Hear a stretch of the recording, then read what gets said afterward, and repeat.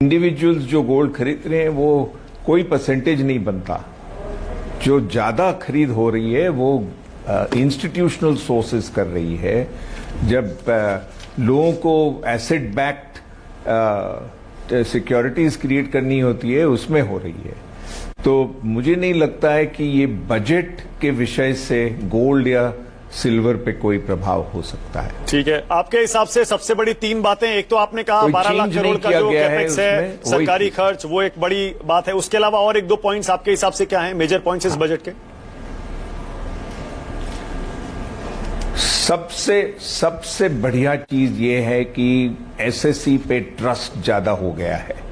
जो भी हम तय करते हैं एडवांस रूलिंग के जरिए या किसी भी तरह से टैक्स डिपार्टमेंट से जुड़ के हम जो लेते हैं कंक्लूजन, उसका एज बढ़ा दिया है, 3 से 5 साल कर दिया।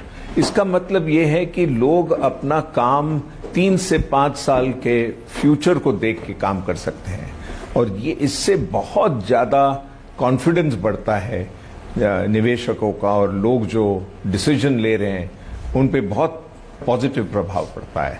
सो इन्वेस्टमेंट आएगा, ग्लोबल इन्वेस्टमेंट आएगा। मुझे लगता है कि डिसइन्वेस्टमेंट भी बहुत बड़े पैमाने पे होगा।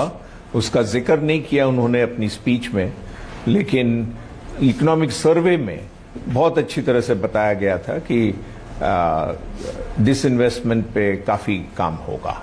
ओके, शैलेश जी, अब देखिए ये तो कह रहे हैं कि कोई बड़ी घोषणाएं नहीं हुई हैं इनकम टैक्स के स्लैब्स में, लेकिन जो कुछ एक जो छोटे छोटे चेंजेस किए गए हैं, आपको लगता है वो भी बहुत इंपॉर्टेंट हैं? जैसे जो लोग इंडिया से बाहर रहते हैं उनको इक्विटी के इंस्ट्रूमेंट्स में वो जो इन्वेस्टमेंट कर सकते हैं उसमें उनको थोड़ी सी राहत दी गई है।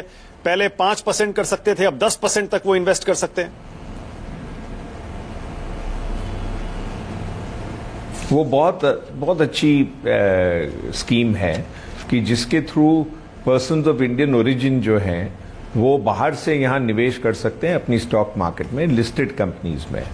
और सबका जो लिमिट था वो बढ़ा दिया गया है काफी बड़ी मात्रा से, 5 का 10 हो गया और ओवरऑल लिमिट 24% कर दिया। तो उससे काफी लिस्टेड कंपनी में इन्वेस्टमेंट